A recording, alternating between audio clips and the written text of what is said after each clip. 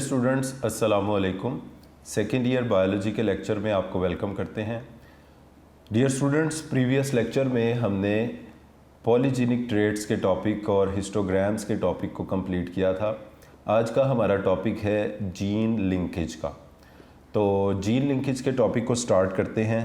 तो dear student, इसको start करने से पहले कुछ टर्म्स में जो हम पहले पढ़ चुके हैं उनका हम दोबारा जिक्र करेंगे। Position of gene on chromosome को हम कहते हैं लोकस। तो अब हम अगर हमारे पास एक क्रोमोसोम है लाइक दिस, इसके ऊपर ये कुछ जीन्स लोकेटेड हैं A B C D E F G, जो भी जीन्स हैं, और ये क्रोमोसोम का बन गया है पेयर। इसके ऊपर small a, small b, small c, small d, small e, small f और g। तो ये हमारे पास एक क्रोमोसोम का पेयर है जिस पर जीन्स लोकेटेड है A B C D E F G तक। अच्छा, अब इनकी जो जीन्स की लोकेशन है ये कहलाएगी लोसाई। अब हम ये देखते हैं कि जब ये क्रोमोसोम किसी नेक्स्ट डॉटर सेल में दाखिल होते हैं तो अपने साथ ये अपने सारे जीन्स को भी कैरी करते हैं। जैसे A से लेके G तक ये इस पर सारे डोमिनेंट हैं, A से लेके G तक इस पर सारे रिसेसिव है। जब ये मूव कर कर किसी नए सेल के अंदर जाएंगे तो अपने साथ ये अपने जीन्स को भी कैरी करेंगे।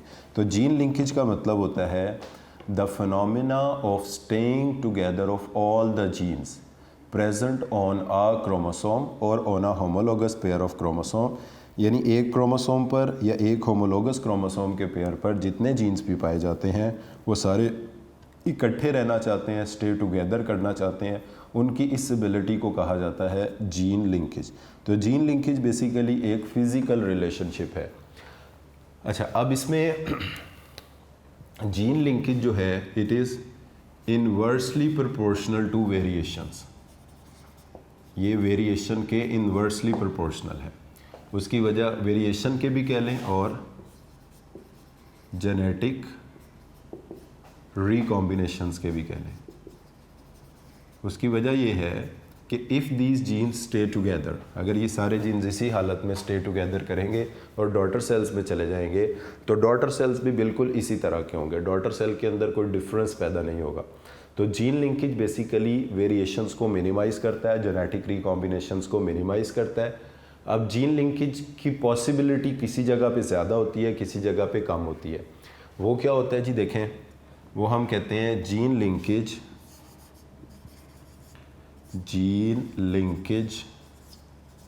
is directly proportional to distance between linked genes।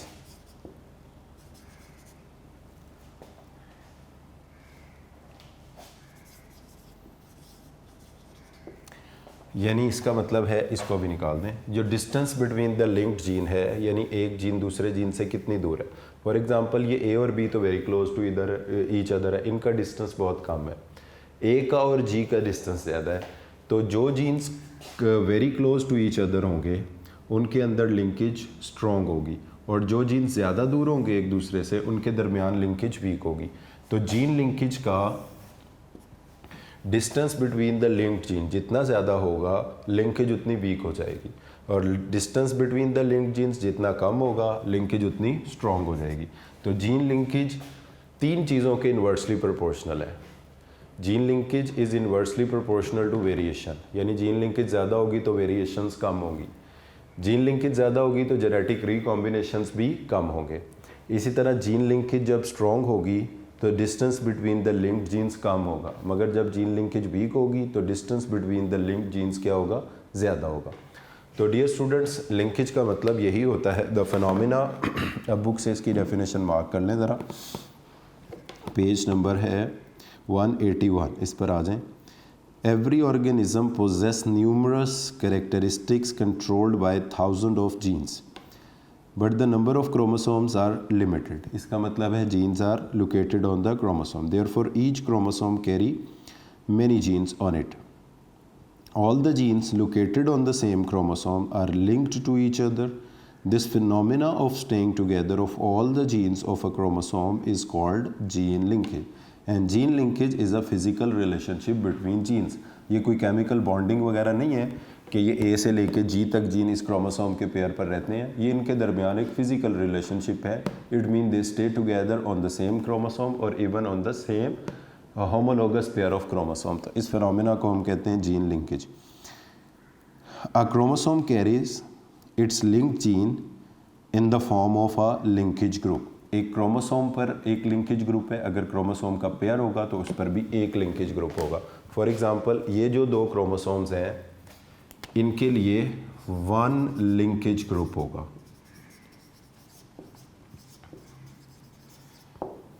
एक क्रोमोसोम के पेयर के लिए एक लिंकेज ग्रुप होता है for one pair of chromosome in diploid cell. Diploid cell में एक क्रोमोसोम के पेयर के लिए एक लिंकेज ग्रुप होता है और हैप्लॉयड सेल में one chromosome in haploid cell have one linkage group. यानी हैप्लॉयड सेल के लिए, हैप्लॉयड सेल में एक क्रोमोसोम के लिए एक लिंकेज ग्रुप होता है और डिप्लॉयड सेल में एक क्रोमोसोम के पेयर के लिए एक लिंकेज ग्रुप होता है। जैसे अब हम इसकी एग्जांपल ले लेते हैं कि ह्यूमन सेल है, इसमें अगर तो ह्यूमन सेल हैप्लॉयड है तो इसमें लिंकेज ग्रुप कितने होंगे, अगर ह्यूमन सेल डिप्लॉयड है तो इसमें लिंकेज ग्रुप कितने होंगे। अगर हैप्लॉयड है तो इसमें क्रोमोसोम होंगे 23, लिंकेज ग्रुप्स भी होंगे 23। और अगर ये डिप्लॉयड सेल है तो इसमें क्रोमोसोम के पेयर्स होंगे 23, तो लिंकेज ग्रुप भी कितने होंगे 23। यानी ये बताया है आपको कि हैप्लॉयड सेल में एक क्रोमोसोम के लिए एक लिंकेज ग्रुप होता है, जबकि डिप्लॉयड सेल में एक क्रोमोसोम के पेयर के लिए एक लिंकेज ग्रुप होता है। यानी चाहे ह्यूमन बीइंग का हैप्लॉयड सेल हो या चाहे डिप्लॉयड सेल हो, उसमें लिंकेज ग्रुप्स की तादाद कितनी होगी, हैप्लॉयड सेल में भी 23, बट हैप्लॉयड सेल में ये 23 लिंकेज ग्रुप्स होंगे फॉर 23 क्रोमोसोम्स, जबकि डिप्लॉयड सेल में ये जो 23 लिंकेज ग्रुप्स होंगे ये होंगे फॉर 23 पेयर्स ऑफ क्रोमोसोम। तो इन जनरली आप यूँ याद रख लें कि किसी भी सेल में जितने क्रोमोसोम्स के पेयर्स होते हैं नॉर्मल डिप्लॉयड सेल में, उतने ही उसमें लिंकेज ग्रुप्स होते हैं। तो अगर आपसे पूछा जाए कि ह्यूमन बीइंग के सेल में कितने लिंकेज ग्रुप्स हैं तो उनकी तादाद है 23। हैप्लॉयड सेल के लिए भी 23 है और डिप्लॉयड के लिए भी 23। बुक से देख लें जी ज़रा इसको। The number of linkage groups corresponds to the number of homologous pairs of chromosome. Man has 23 linkage groups. Genes for, अब ये 3 genes हैं, genes for color blindness, hemophilia and gout. They are located on X chromosome. अब ये 3 disorders हैं basically. इन 3 disorders में हमने क्या नाम पढ़े हैं, color blindness,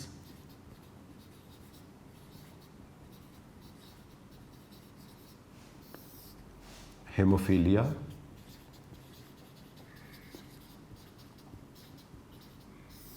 and gout.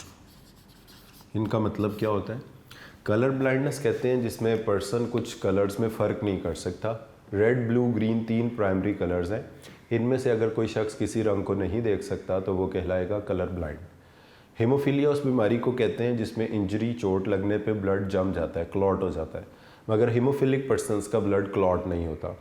Gout बोलते हैं जॉइंट्स के प्रॉब्लम को बोलते हैं, तो जोड़ों में दर्द, अगर जोड़ों में यूरिक एसिड बढ़ जाता है, जॉइंट्स में पेन होती है, स्वेलिंग होती है, इसे कहेंगे गाउट। इन तीनों डिजीज़ के जीन्स कौन से क्रोमोसोम पर हैं, एक्स क्रोमोसोम पर है।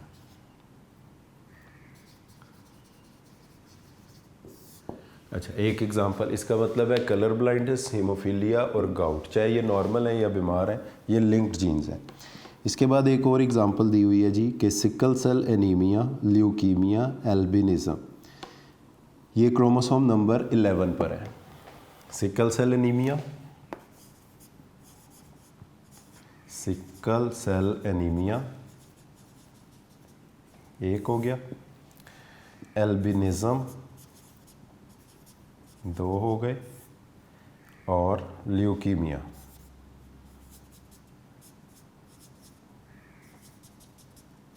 ल्यूकीमिया। अब सिकल सेल एनीमिया में क्या होता है कि वो हीमोग्लोबिन की जो बीटा चेन है उसकी छठी पोजीशन पे ग्लूटामिक एसिड की जगह वेलिन लगा होता है। एल्बिनिज्म वो होता है जिसमें हेयर, स्किन, आइज़ कहीं पे भी कोई पिगमेंट पैदा नहीं होता। ल्यूकीमिया कहते हैं वाइट ब्लड सेल्स के या ब्लड कैंसर को बोलते हैं। इन तीनों डिजीज़ के जीन्स लोकेटेड हैं ऑन द क्रोमोसोम नंबर 11। तो ये सारे जीन्स भी आपस में क्या हैं, लिंक्ड जीन्स हैं।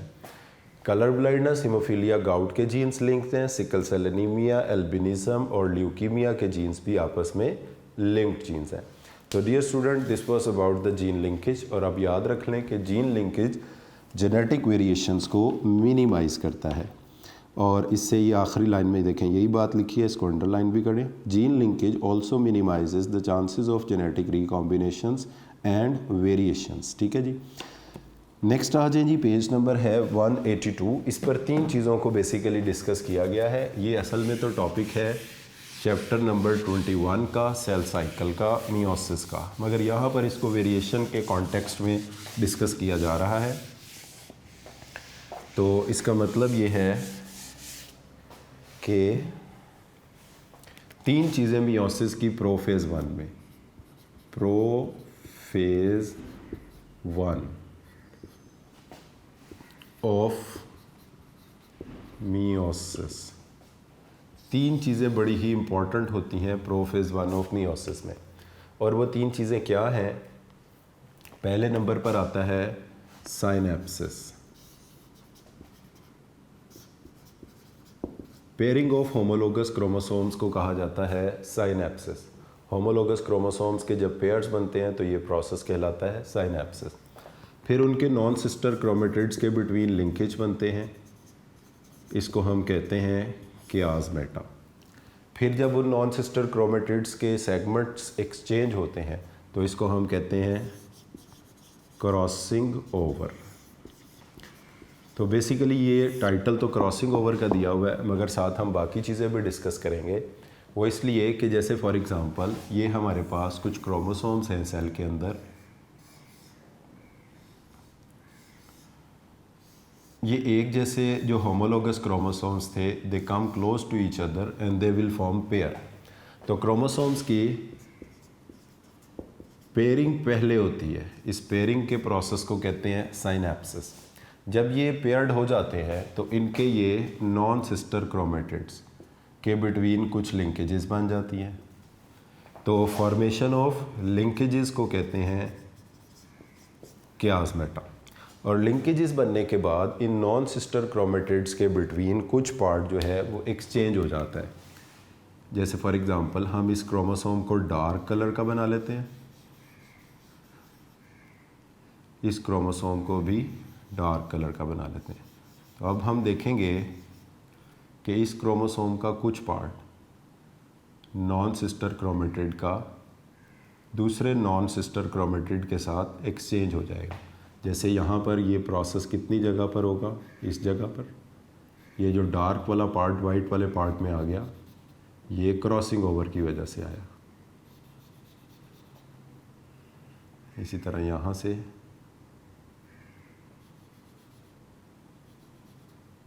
यहाँ से और यहाँ से। सो डियर स्टूडेंट्स, आप देख सकते हैं कि ये 2 क्रोमोसोम्स के पेयर हैं, एक वाइट है एक ब्लैक है।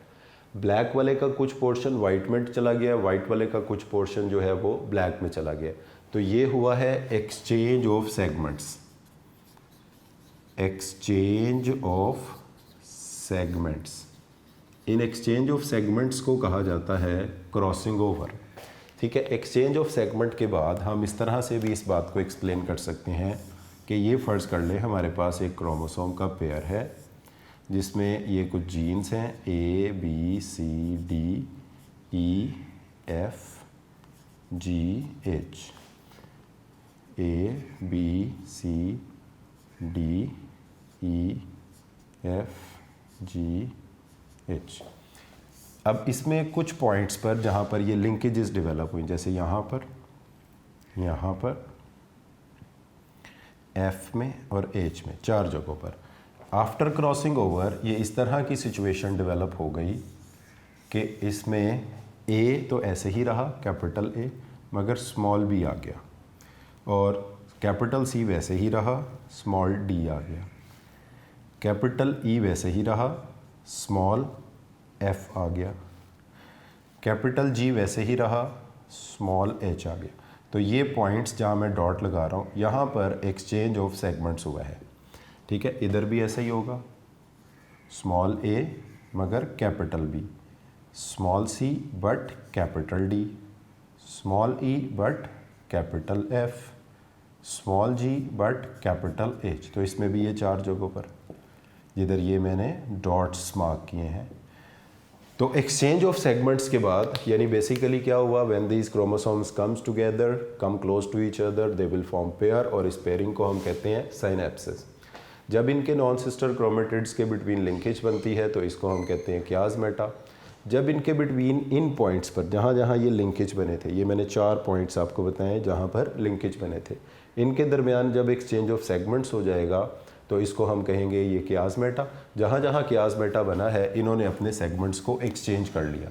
ये कैपिटल बी स्मॉल बी के साथ एक्सचेंज हो गया, कैपिटल डी स्मॉल डी के साथ एक्सचेंज हो गया, कैपिटल एफ स्मॉल एफ के साथ एक्सचेंज हो गया, कैपिटल एच स्मॉल एच के साथ एक्सचेंज हो। जैसे यहाँ पे वाइट और डार्क कलर की शक्ल में आपको बताया एक्सचेंज ऑफ सेगमेंट हो गया। तो ये एक्सचेंज ऑफ सेगमेंट्स उन जीन्स में होता है जिसमें लिंकेज वीक होती है। तो बेसिकली जो अभी हमने पीछे एक टर्म पढ़ी थी, जीन लिंकेज और क्रॉसिंग ओवर, ये एक दूसरे के इनवर्स हैं। उसकी वजह ये है कि क्रॉसिंग ओवर से जेनेटिक वेरिएशंस बढ़ती हैं जबकि जीन लिंकेज से जेनेटिक वेरिएशंस कम होती हैं। सो डियर स्टूडेंट्स, अब इस बात को हम बुक से ज़रा देखते हैं। 182 पेज पर आ जाएं। क्रॉसिंग ओवर का टॉपिक है, linked genes can be separated by crossing over. अब यानी ये देखें, ये बेसिकली क्या था कि capital A, capital B, capital C, capital D, capital E, capital F, capital G, capital, ये सारे लिंक्ड थे। अब ये लिंक्ड एक दूसरे से सेपरेट हुए, ठीक है। यहाँ पर क्या हुआ, कैपिटल ए के साथ स्मॉल बी आ गया, हालांकि इसके साथ कैपिटल बी था। तो ये किस वजह से सेपरेट हुआ है, क्रॉसिंग ओवर की वजह से ये सेपरेट हुआ है। तो पहली लाइन में ही देखें ये बात बता दी गई है कि linked genes can be separated by crossing over, यानी इसका मतलब है जीन लिंकेज और क्रॉसिंग ओवर एक दूसरे के इन्वर्स हैं। क्रॉसिंग ओवर जीन्स को सेपरेट करती है और लिंकेज उनको जोड़ के रखती है। Close the two gene loci, जितने लोसाई एक दूसरे के करीब होंगे, मोर स्ट्रॉन्गली दे आर लिंक्ड, जाहिर है जितना डिस्टेंस कम होगा उतने टाइटली लिंक्ड होंगे, वो हम प्रीवियस बात कर चुके हैं। The further apart the two gene, जितने जीन एक दूसरे से ज़्यादा दूर दूर होंगे, greater are there chances for the separation और क्रॉसिंग ओवर, तो उनके क्रॉस ओवर होने के, अलहदा होने के चांस बढ़ जाएंगे। क्रॉसिंग ओवर इज़ एंड ये डेफिनेशन है, is an exchange of segments between the non sister chromatids of homologous chromosome during meiosis. तो इसको अब उन्होंने एक एग्जांपल से डिस्कस किया गया है, हम इस एग्जांपल को वैसे ही डिस्कस कर लेते हैं। Meiosis with no crossing over between genes. अब क्रोमोसोम क्या हैं जी, ए और B, capital A, capital B, capital A, capital B gene है। अगर ये क्रॉसिंग ओवर नहीं होती तो 4 ये parental combination capital A B होंगे, capital A B, small A, small B, small B, small B. अगर क्रॉसिंग ओवर होती है तो 4 कॉम्बिनेशंस क्या होंगे, कैपिटल ए के साथ कैपिटल बी होगा, कैपिटल ए के साथ स्मॉल बी भी हो सकता है। ये जो कैपिटल ए के साथ स्मॉल बी आया है, ये आया है बिकॉज ऑफ क्रॉसिंग ओवर। और स्मॉल ए के साथ कैपिटल बी, ये भी क्रॉसिंग ओवर, ये रिकॉम्बिनेंट है। ये पेरेंट्स में ये कॉम्बिनेशन नहीं था।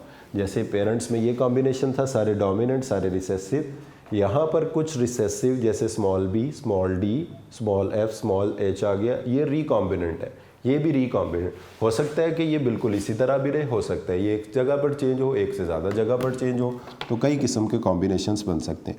अब इसी बात को आगे एक्सप्लेन किया गया है क्रॉस ओवर और रिकॉम्बिनेशन फ्रीक्वेंसी से। इसकी पहले मैं डेफिनेशन पढ़ देता हूँ, फिर मैं इसका फार्मूला लिखता हूँ। It is the proportion of recombinant types between the two gene pairs as compare to the sum of all combination. यानी बेसिकली तो ये परसेंटेज का फार्मूला है कि टोटल कॉम्बिनेशंस में से रिकॉम्बिनेंट टाइप्स कितनी पैदा हुई हैं। तो it is the proportion of recombinant types. इसको आप क्रॉस ओवर फ्रीक्वेंसी भी कह सकते हैं, रिकॉम्बिनेशन फ्रीक्वेंसी भी कह सकते हैं। तो recombinant frequency is equal to recombinant types divided by sum of all combinations multiplied by 100.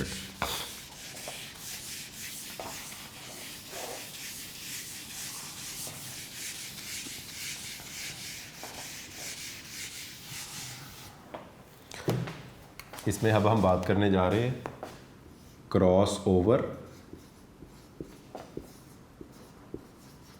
और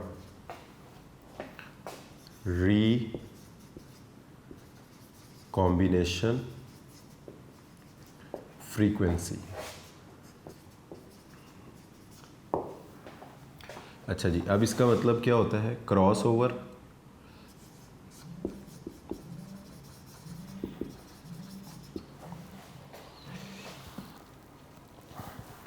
इसका मतलब होता है जी कि रिकॉम्बिनेशन फ्रीक्वेंसी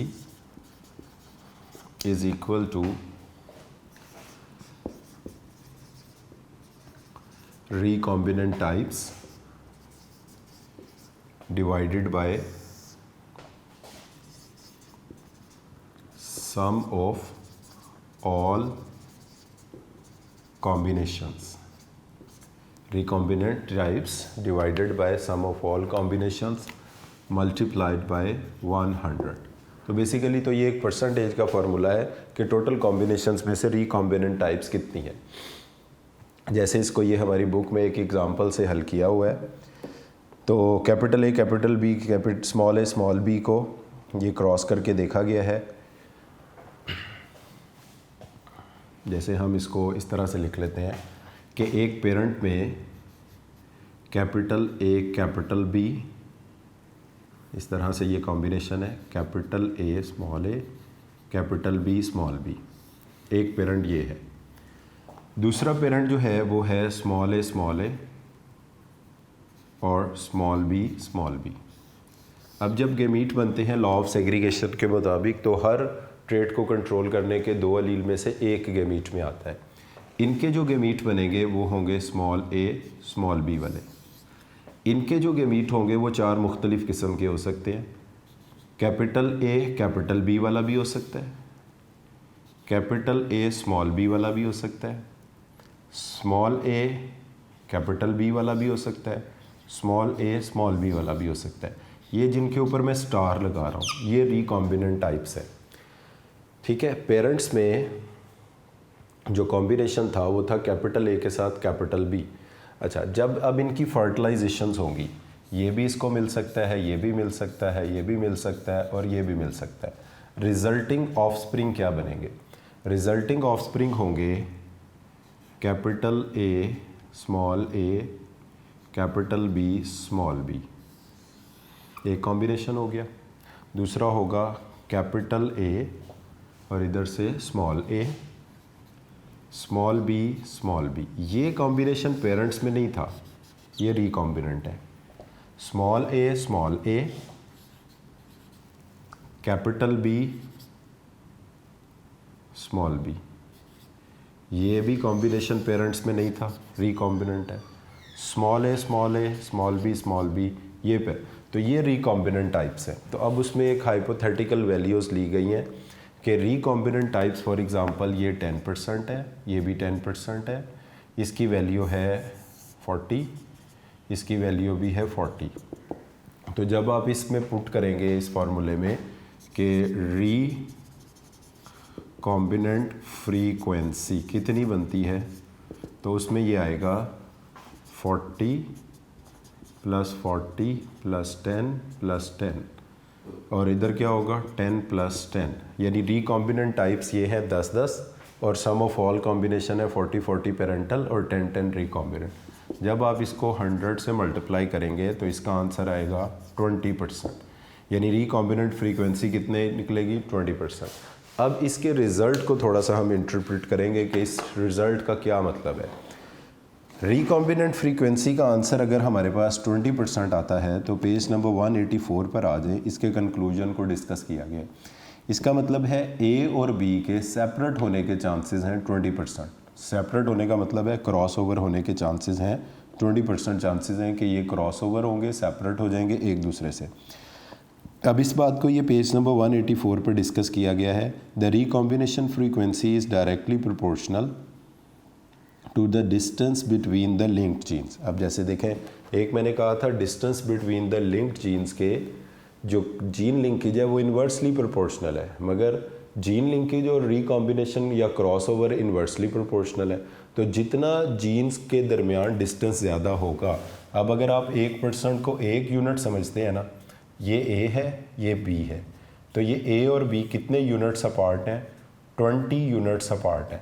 20% का मतलब है, यानी 20% चांस है कि ये सेपरेट हो जाएंगे और 80% चांस है कि ये नहीं होंगे। यानी जितनी ये फ्रीक्वेंसी ज़्यादा होगी उतना distance between the link gene ज़्यादा होगा और लिंकेज वीक होगी, और लिंकेज वीक होगी तो क्रॉस ओवर होने के चांसेस बढ़ जाएंगे। Gene can be mapped on a chromosome on the basis of their recombination frequencies if 1% of recombination frequency is equal to the 1 unit on map distance. यानी 1% को 1 unit consider करें तो 20% का मतलब होगा कि ए और बी 20 यूनिट्स अपार्ट है, ए और बी के दरमियान 20 यूनिट्स का फासला है और 20% चांस है कि ये सेपरेट होंगे। Cross over produces genetic variation among offspring. जितनी ज़्यादा क्रॉसिंग ओवर होगी उतनी ज़्यादा जेनेटिक वेरिएशंस होंगी और ऑफस्प्रिंग एक दूसरे से डिफरेंट होंगे। Genetic variations lead to tremendous variation in their traits. Variation provide raw material for the evolution by letting them adapt successfully in the changing environment. तो ये इनको अलाउ करते हैं कि ये चेंज एनवायरनमेंट के अंदर कामयाबी से सक्सेसफुली इवॉल्व करें। तो डियर स्टूडेंट्स, ये कुछ रिलेशनशिप्स हैं, इसके हवाले से ये मैं कंक्लूजन में आपके साथ डिस्कस करता हूँ कि क्रॉसिंग ओवर का और जीन लिंकेज का। सबसे पहले ये देखेंगे कि आपस में क्या रिलेशनशिप है। तो जीन लिंकेज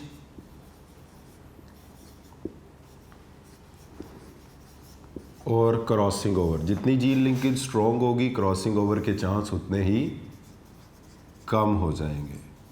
तो जीन लिंकेज और क्रॉस ओवर एक दूसरे के इन्वर्सली प्रोपोर्शनल है। अब इसी तरह जो जीन लिंकेज है इसका रिलेशनशिप इन्वर्स है डिस्टेंस बिटवीन लिंक्ड जीन्स के। यानी लिंक्ड जीन्स जितने एक दूसरे से ज़्यादा दूर दूर होंगे, डिस्टेंस ज़्यादा होगा, लिंकेज उतनी वीक होगी, और डिस्टेंस जितना कम होगा लिंकेज उतनी स्ट्रॉन्ग होगी। तो अब इनका आपस में क्या रिलेशन बनेगा क्रॉसिंग ओवर और डिस्टेंस का? Cross over frequency is directly proportional to the distance between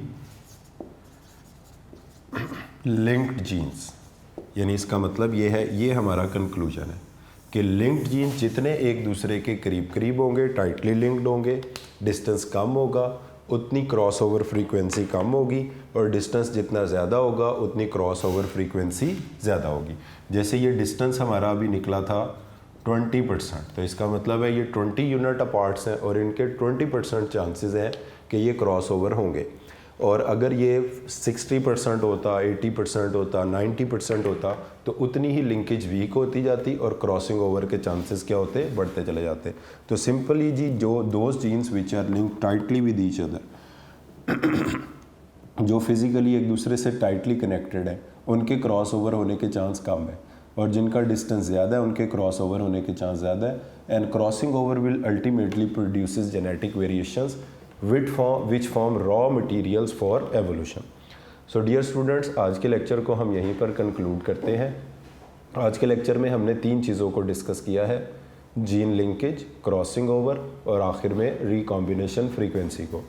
so thank you very much for today.